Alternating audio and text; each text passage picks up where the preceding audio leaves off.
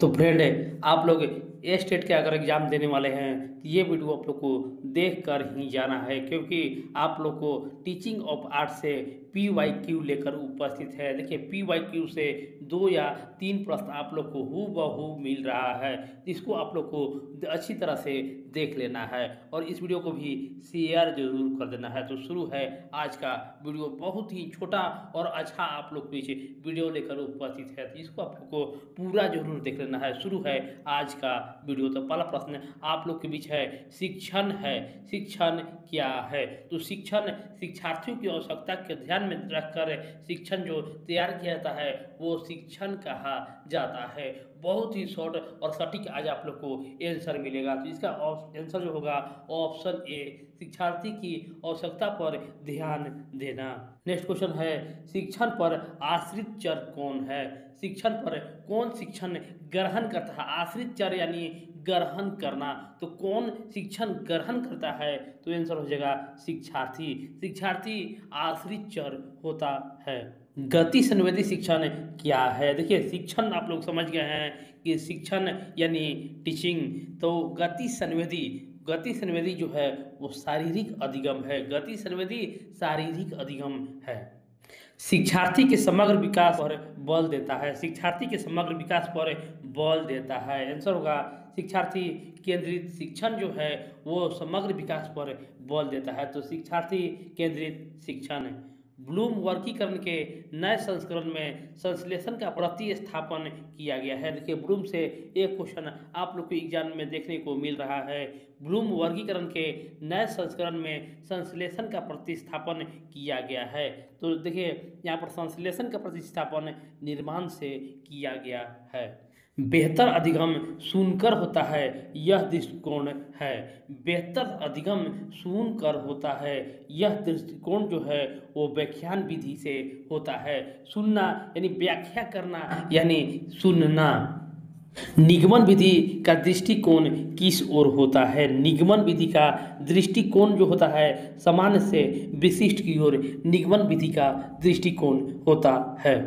आगमन विधि शिक्षार्थी को प्रदान करता है। आगमन विधि शिक्षार्थी को प्रदान करता है।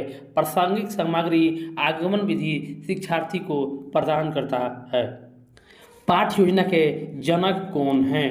पाठ्य योजना के जनक हार्वर्ड हैं। हार्वर्ड पाठ्य योजना के जनक हैं। इवेंट्स ऑफ इंस्ट्रक्शन चरण का सृजन किया। इवेंट्स ऑफ इंस्ट्रक्शन चरण का सृजन किसने किया था? तो देखिए इसका जो आंसर होगा गैगने ने इवेंट्स ऑफ इंस्ट्रक्शन चरण का सृजन किया था। नेक्स्ट क्वेश्चन है, सूक्ष्म शिक्षण में कौन कौन सी चरण शामिल है? तो देखिए ज्ञान प्राप्ति की स्थिति, कौशल अधिग्रहण की स्थिति और अंतरण स्थिति या उपयुक्त सभी। तो देखिए उपयुक्त सभी, जहाँ देखिए आप लोग को उपयुक्त सही ही आंसर करना है। एक शिक्षक द्वारा श्याम पट पर सबसे अच्छा उपयोग किया जा सकता है। तो देखिए एक शिक्षक द्वारा श्याम पट पर सबसे अच्छा उपयोग, देखिए ए और बी और उपयुक्त सभी, जहां देखिए कोशिश कीजिए आप लोग कि ए और बी और उपयुक्त सभी ही आंसर करेंगे। छात्रों को चौकस बनाने के लिए और महत्वपूर्ण और उल्लेखनीय बिंदुओं को लिखने के लिए श्याम पट यानी ब्लैक बोर्ड का प्रयोग किया जाता है। अभिक्रमित अनुदेशन का विकास किसने किया था? अभिक्रमित अनुदेशन का विकास स्किनर ने अभिक्रमित अनुदेशन का विकास किया था। नेक्स्ट क्वेश्चन है, प्रगतिशील कक्षा पारिस्थितिकी तंत्र में बच्चे को देखा जाता है। प्रगतिशील कक्षा में पारिस्थितिकी तंत्र में बच्चे को सक्रिय अन्वेषण के रूप में देखा जाता है। शिक्षार्थी केंद्रित शिक्षा का प्रमुख सिद्धांत है। शिक्षार्थी केंद्रित शिक्षा का प्रमुख सिद्धांत करके सीखना होता है।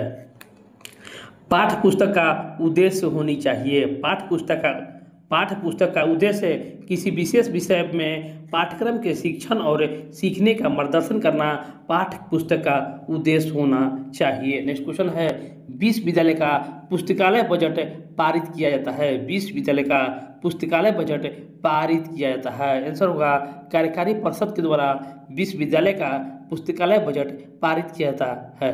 एक अच्छा शिक्षक में होना चाहिए, एक अच्छा शिक्षक में होना चाहिए। आंसर होगा साधन संपन्न और सहभागिता पूर्ण। छात्र आमतौर पर एक ऐसे शिक्षक की प्रशंसा करते हैं जो छात्र आमतौर पर एक ऐसे शिक्षक की प्रशंसा करते हैं जो, इसका जवाब आप हमारे कमेंट बॉक्स में जरूर दीजिए। जो अपने शिक्षक को डराता है, सभी छात्रों से मित्रवत होता है, या उपयुक्त दोनों, या एक उपयुक्त में से कोई नहीं। तो इसका जवाब आप हमारे कमेंट बॉक्स में जरूर दीजिएगा। नेक्स्ट क्वेश्चन है, शिक्षण एक पारस्परिक गतिविधि है। शिक्षण एक पारस्परिक गतिविधि है। आंसर होगा शिक्षक और छात्र के बीच शिक्षण एक पारस्परिक गतिविधि है। वर्तमान परीक्षा प्रणाली में किस शिक्षा का उद्देश्यों का मुख्य रूप से मूल्यांकन किया जाता है। वर्तमान परीक्षा प्रणाली में किस क्षेत्र के उद्देश्यों का मुख्य रूप से मूल्यांकन किया जाता है। आंसर होगा संज्ञानात्मक क्षेत्र। मात्रात्मक निर्णय की प्रक्रिया है। मात्रात्मक निर्णय की प्रक्रिया मापन से किया जाता है। नेक्स्ट क्वेश्चन है, किस प्रकार के मूल्यांकन का उपयोग कक्षा में रैंकिंग के लिए किया जाता है। किस प्रकार के मूल्यांकन का उपयोग कक्षा में रैंकिंग के लिए किया जाता है। आंसर होगा मानक संदर्भित मूल्यांकन।